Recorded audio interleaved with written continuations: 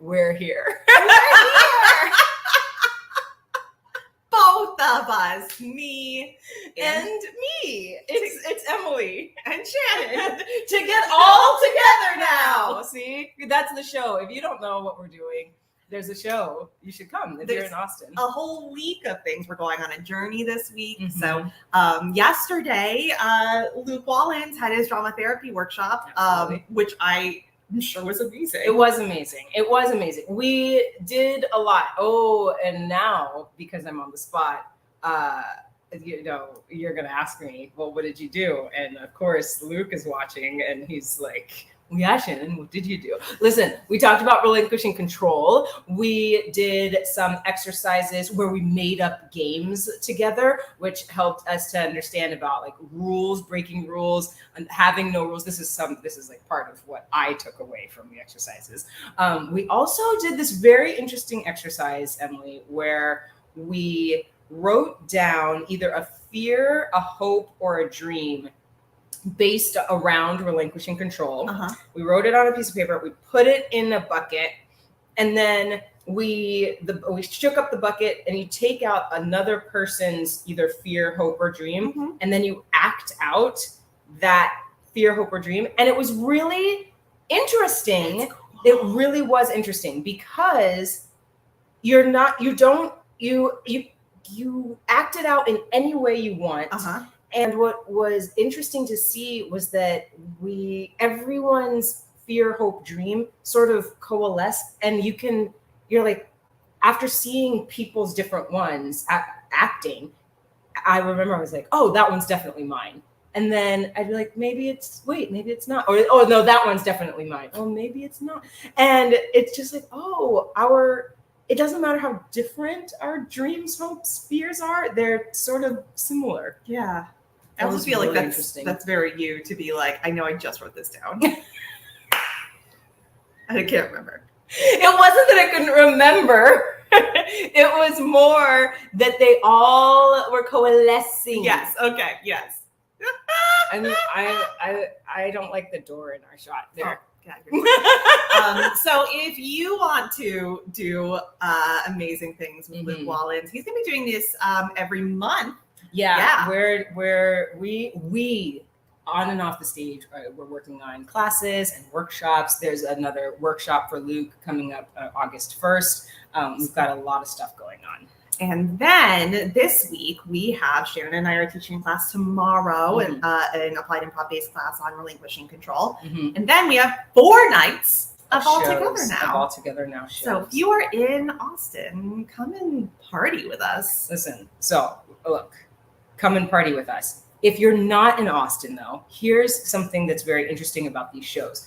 Emily has flown all the way out, as far as relinquishing control goes. Emily has flown all the way out from Richmond, Virginia, to be with us here in Austin, and is relinquishing some control within the travel. So she is asking for you to put in social media anywhere you can find us on Facebook or on where are we? Facebook, Instagram, YouTube, where she should go, what she should eat, what she should see, and she'll pick something and try and do it for you. Yeah, preferably your favorite taco places, please. Yeah, taco places. I need steak. Yeah.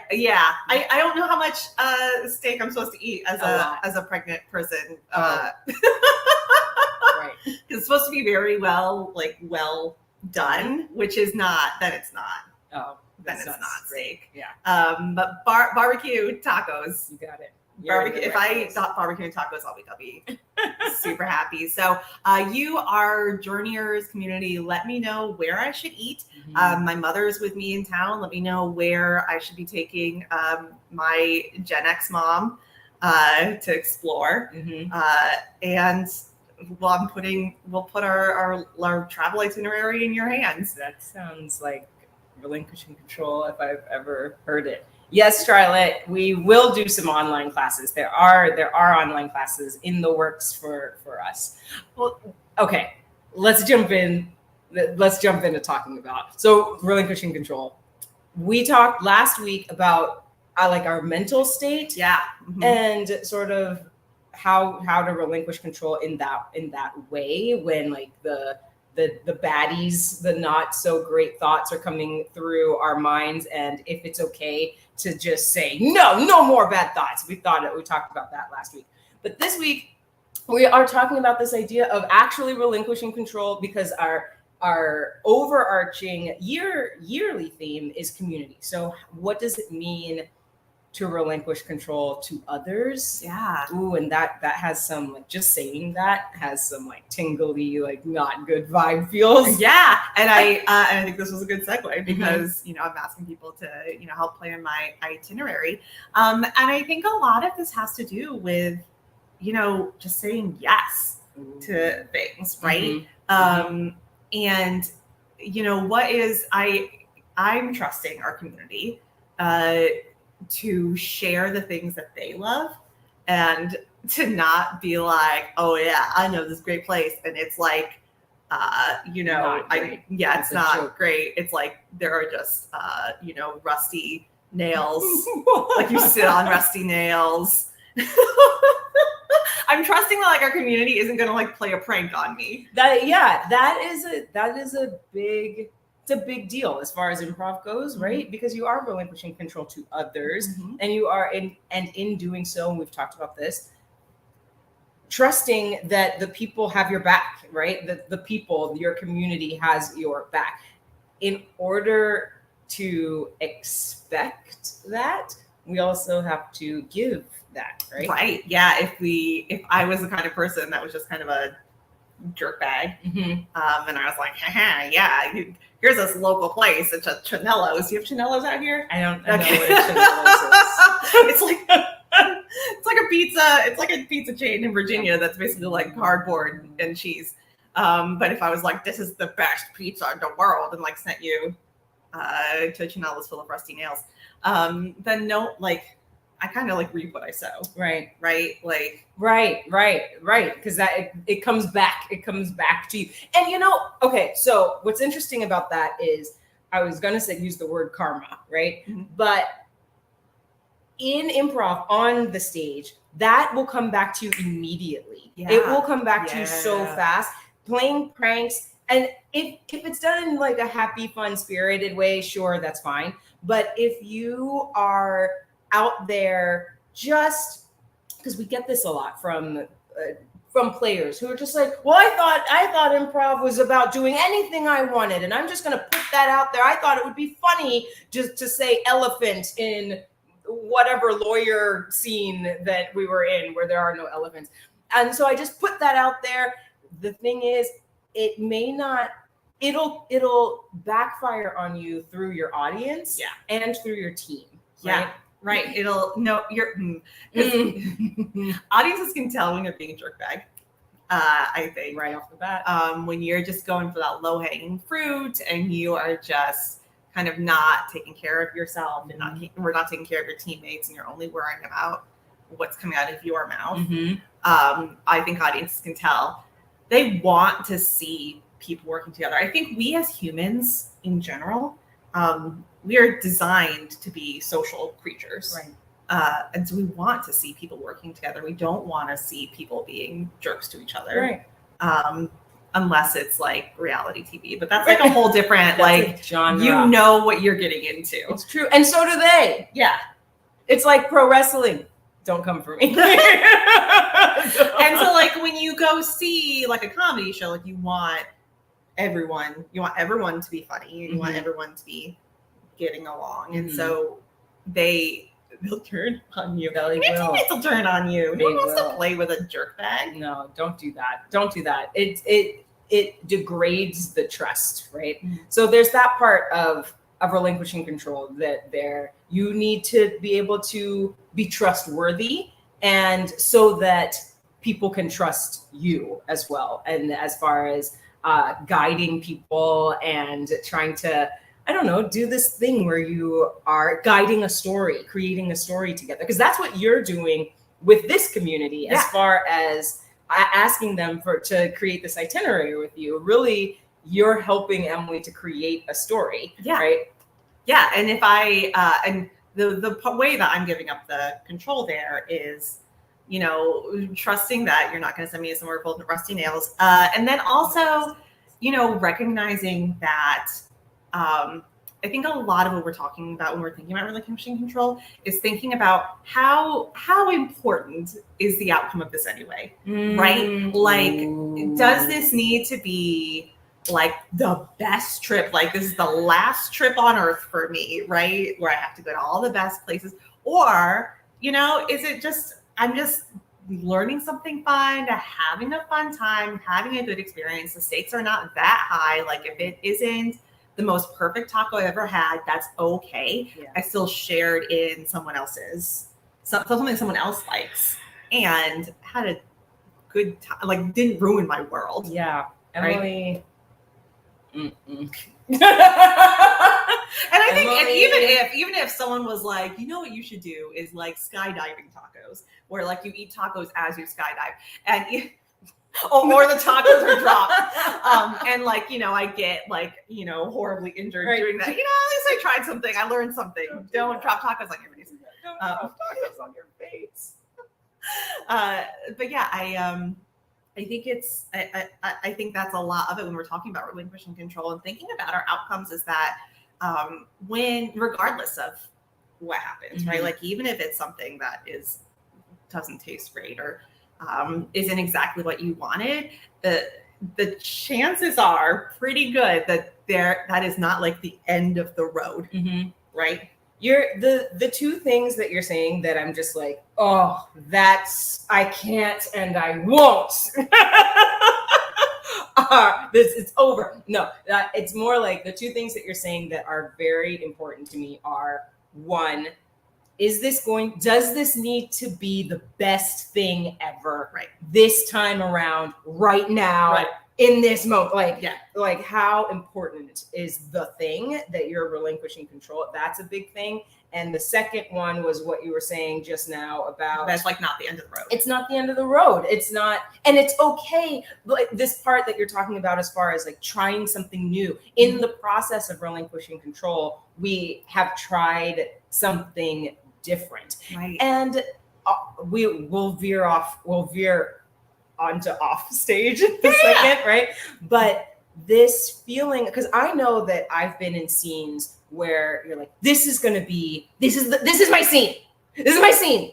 This is the pinnacle of improv. Scene, and I'm gonna sing my heart out, and I'm gonna sing the best aria, whatever. And someone comes in and they have a completely different idea, and you get off stage and you're mad, man. I've been mad. And like, as if the stakes are so high that what? Right. What's going to happen? Even if you did have the best, whoa, I hit your table. I did too. The best like musical moment of your life. What, are you going to win a Tony? No. No, you're not. For your improv scene in the middle. Not. Like wherever you are, Virginia or Texas. Like, you're not. You're not. And the point, that's why we do improv on and off the stage, right? The point isn't to win the Tony. The point is to set your entire scene up. Is to, and maybe, just maybe, your partner has set you up to win that Tony. Yeah, if only it was recorded, only there were executives there. Yeah, maybe it just really happened. Maybe that's what happened. But the thing is that I really appreciate this idea of, and we'll transition with it, right? This idea of the stakes. How important is this moment? Can I relinquish control? Because it's probably not that important. And then what will I gain? What is the gain of relinquishing control in this moment to community, to someone else, Yeah.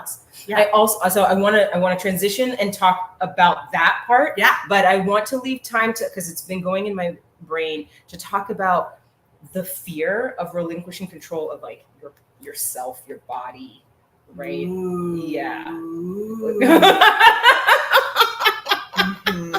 Because we're talking about this topic, and I feel like there's a lot of that we should at least just. Yeah. Okay. So let's tackle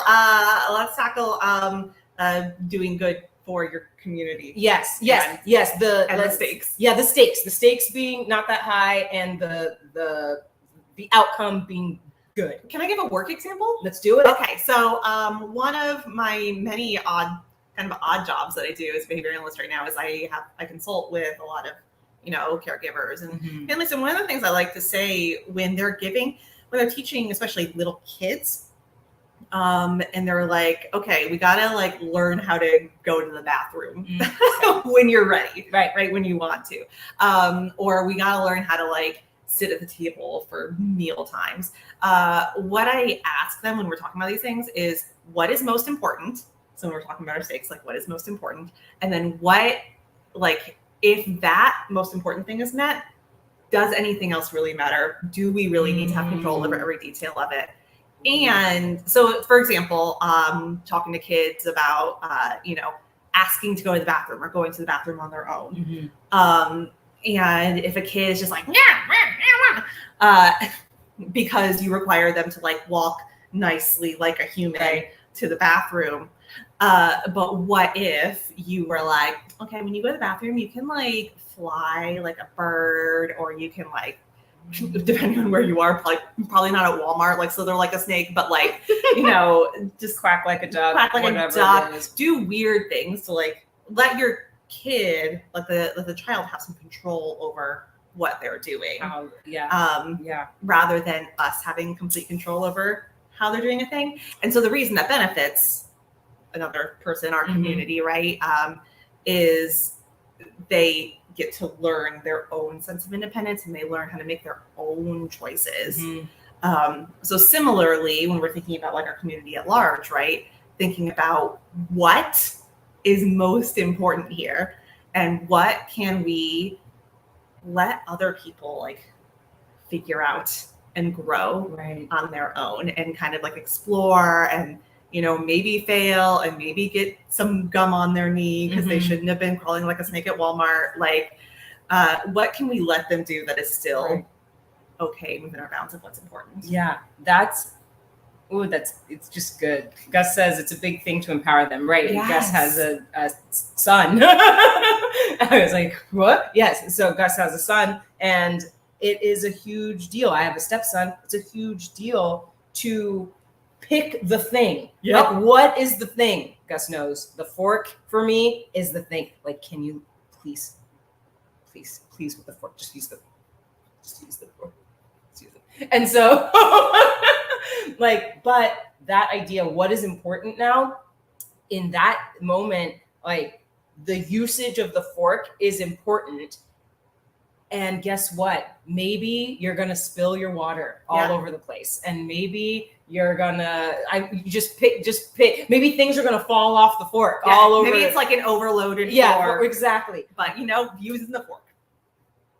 So that's fine. Or maybe just like or the opposite end, taking very tiny bites and like taking an hour to eat. Fine, whatever. It's whatever. They're getting nutrition. And if they're doing the thing, they're using the fork. Yeah, that's right. And so we take that. And so giving that, and then giving praise. Yeah. Right. And then giving praise and thanks and gratitude for the thing being done. So that on both sides, you're reinforcing the action. I use the word reinforce because Emily Arnold Fleming, I'm learning science words. But you're reinforcing the behavior. Boom! Another science word. I'm so proud of you. I thank you. and you're reinforcing your own behavior of relinquishing that control. Yeah. Right? You're telling yourself, like, this is okay. You're saying out loud, that's okay. Thank you for doing the thing. And in the same breath, you're telling yourself that it's okay in the moment too. And recognizing that, again, dinner isn't ruined, right? Like, even if your kid like just takes has one pee at a time, then it's a little bit ruined, Emily. But it's like, it's fine. It could be worse, right? Yeah, so there's kind of two kinds of reinforcement there, right? Like there's that little bit of like, hey, yeah, I did a thing, way to go, me. But then you're also recognizing that even when you did that, there wasn't a terrible outcome. Right. And that's that second part. Like the outcome is the outcome. The outcome may be good, right? The outcome may be good as far as we're talking about relinquishing control. are the stakes that high? Is it that important to like hold on to the control and relinquishing control? Maybe if you give up a little bit, something good can happen out of that. Because I'll tell you what, whenever I'm chill, there is conversation, there is opening up, right? And that's the part. And whenever I'm just like, dude, with the fork, just like, oh no, let me help you. Then it's terrible. Then I've ruined dinner. Not ruining dinner tonight, Shannon.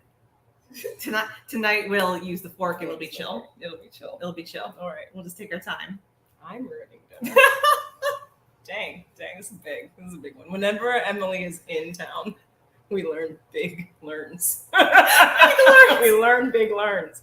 Okay. All right. So did we get the other side to that? I feel like we got the other side. So yeah, and so like in terms of like giving up your body and like your autonomy, and I think those kind of go together a little bit, right? Because especially because what you're talking about right now, where you're like, I want to have control over this thing. And because the way that you're feeling and thinking is still part, it's a part and parcel, right, of you.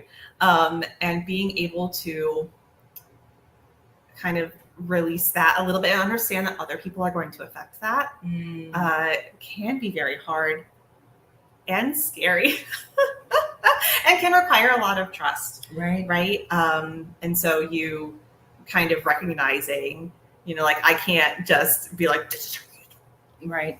Or and recognizing like, oh, in order to make a great dinner and great memories for my stepson, like I need to be able to change the way I am. And some of that is, well, almost all of it, right, is communication. Yeah. Right. As far as when it comes to your body, someone else's body, it's really, we were talking about this earlier, just as far as it's scary to speak up for oneself, but the only way to talk about it is to like literally talk about it. The only way to get through it, to tell someone or to show someone what it is, because now we're getting back onto stage, right? And we'll use that as like a nice, easy metaphor for all the other stuff we're already thinking about. But for instance, your body, right? Your personal body is off limits unless you tell people, right? Yeah. As far as the things that people are going through, maybe you're the type of person who loves to be picked up. Maybe you're like, oh, fly me. I want to be the person who flies. Or maybe you're the type of person who loves to pick people up and put them on your back. All of these fun things that can happen on an improv stage. But you have to let people know that is not what you want. Right. Or that like, and that you can have some autonomy over that, right? Yes. Like we do when I do like my physical and emotional check-ins before shows, classes, whatever. I generally say that I do not feel comfortable picking people up unless I initiate it myself. Got it. Right. If I have one of the women I perform with is probably about 1.5 feet shorter than me, and like springy and fit and adorable, and her, I can say, all right, get on my back, be my backpack. But I say that with my mouth, and that's a lot different than someone else saying that with their mouth. With their mouth, right? And so we've put that down and like watching the time. There is though a spot, and where is that spot where one can start to feel comfortable relinquishing control, letting go, being a little bit more open with their bodies, like with how people are interacting with your body, how you interact with other people's body. Where are those places? Where are those lines? Well, I think that has to come with that. It comes with trust. I think that comes with time, right? That springy woman and I are very good friends, and we've been performing together for almost a decade, right? Even someone else like of her stature, I wouldn't necessarily say, yeah, get on. But I know that she has she loves me and has my best interest at heart. And so I think loving and respecting people really is really the kind of crux of that. Yeah. Right? If you love and respect someone, you would not, if you were really putting like them above your comedy, your show offness, then you are going to treat their body with respect. Yes. And I want to add upon that, this thing that you said about you knowing this person. If you, there's a thought process where people will see that and you make assumptions about what, like if I saw that, oh, well, Emily is picking that person up. Maybe I can pick them up too. No. And this is why I think consent discussions are so important. And, more than just, if you're having them at your shows, like in the green room right before like warm-ups, more than just that, right? Ongoing conversations with your team or the people who you perform with in terms of, what is comfortable to you. And we need to listen. And if you are, listen, as we bring more baby improvisers into the fold, right? If you are running a thing, if you're running a theater or a team, making a culture of that, where we talk about it and so we don't just assume. Right. We don't have, those people, because I've definitely met those middle-aged men who are like, well, they did that. Maybe I could do that. No, you cannot. You can't. You cannot. And it's not funny. No. And it's not exciting. It doesn't make me it makes me uncomfortable. And we have to have and you, whoever you are, have to be okay with hearing that it's not okay. And that is okay. Which can be, I think that can be like a whole other discussion. I know. That, we can get into in terms of power dynamics and, historical social impacts, right? Like, guy off the street, you have to understand that there are certain things that are going to take more time. Right. Right. And these things, the thing is, we're like in this few minutes that we're wrapping up, that is as far as building community, right? These are the things, these ongoing conversations, we're talking about them on stage. We're also talking about them off stage in whatever capacity that you are in, whether that's your relationship with a loved one, friendships, work, being on the train, like whatever, wherever it is that you are, those conversations should be happening also in your own mind so you can start to get comfortable with saying the thing. Yeah. Ooh. That's so hard. Talking, advocating against strangers is a very difficult. Right. It is. I have a whole story. We don't even have time. But basically, the end of it is I should have said, no, thank you. Don't touch my shirt. Why do you want my shirt? Oh, yeah. I really like it. I don't care. Listen, it's almost all the time we have, but it's not. Relinquishing control. Relinquishing control. I feel like we need to have a seminar to some people about how listen, you can't just touch people. You can't just man spread in your plane. You can't just touch a pregnant woman's belly even when they're not even showing, and it's happened to me. Oh, no, y'all. Stop it. And that's everybody. We're not just talking about men. We're talking about everybody. We need to have seminars, right? These are the things that I think that we should walk away with. First off, thank you for all of you in the chat. Letting go with my body and improv is something I really struggle with, but it's something I want to get better at. Yes, children often don't have any control ever, and so we have to give that to them. These are the amazing things.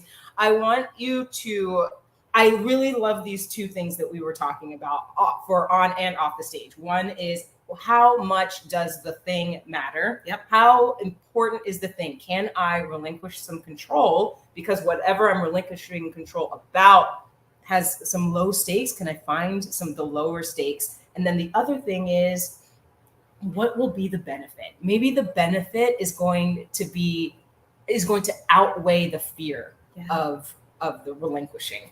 Yeah. Perfect. Whew. Beautiful. If you want to learn more about relinquishing control, again, we have so much programming this week. We do. And we want to see you. Yeah. We want to see you there in person. We're live streaming at least one of our. Yes, we will be live streaming. Just go to onandoffthestage.com. Hey! Thank you, Gus Davis. Shout out. Thank you. Go to onandoffthestage.com. Keep looking for the journey, and the links to all of our live things will show up there. Yeah. Oh man. Okay, look, we can't just be there. Okay, so now, as always, that's Emily. And that's Shannon. And we will see you on and off the stage. Bye. Bye.